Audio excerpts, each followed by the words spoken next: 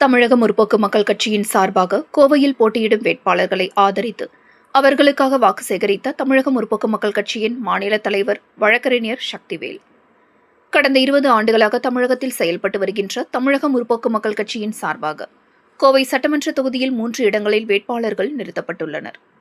கோவை கவுண்டம்பாளையம் சட்டமன்ற தொகுதியில் வழக்கறிஞர் புஷ்பானந்தம், தெற்கு தொகுதி சட்டமன்ற வேட்பாளராக மகேஸ்வரன், கோவை வடக்கு தொகுதி சட்டமன்ற வேட்பாளர் சுந்தர் ஆகியோர் போட்டியிடுகின்றனர். இந்த நிலையில் பொதுமக்களை சந்தித்த தமிழக முற்போக்கு மக்கள் கட்சியின் வேட்பாளர்கள் தேர்தல் பரப்புரையில் ஈடுபட்டனர். இதில் சிறப்பு விருந்தினராக கலந்து கொண்ட தமிழக முற்போக்கு மக்கள் கட்சியின் மாநில தலைவரும் வழக்கறிஞருமான சக்திவேல் தனது கட்சியின் சார்பாக போட்டியிடும் வேட்பாளர்களை ஆதரித்து வாக்கு சேகரித்தார். மேலும் கட்சியின் கொள்கை மற்றும் கோட்பாடுகளை எடுத்துக் கூறி மக்கள் மத்தியில் வாக்குகளை சேகரித்தார்.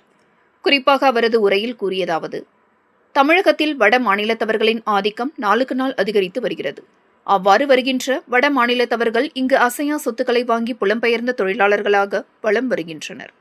இதனால் இம்மண்ணில் பிறந்த மக்களுக்கு அசையா சொத்துக்கள் வாங்க முடியாத அளவிற்கு விலை உயர்ந்துள்ளது. இவற்றை தடுக்க வேண்டும். வட மாநிலத்தவர்கள் தமிழகத்தில் அசையா சொத்துக்கள் வாங்க தடை விதிக்கப்படும் உள்ளிட்ட பல்வேறு மக்களுக்கான தேவைகளை நமது தமிழக முற்போக்கு மக்கள் கட்சியின் தேர்தல் அறிக்கையில் தெரிவிக்கப்பட்டுள்ளது. எனவே உங்களின் தேவைகளை உடனுக்குடன் தீர்த்து வைக்க நமது தமிழக முற்போக்கு மக்கள் கட்சியின் வேட்பாளர்களுக்கு உங்களது வாக்குகளை தாருங்கள் என கேட்டுக்கொண்டார் என்பது குறிப்பிடத்தக்கது.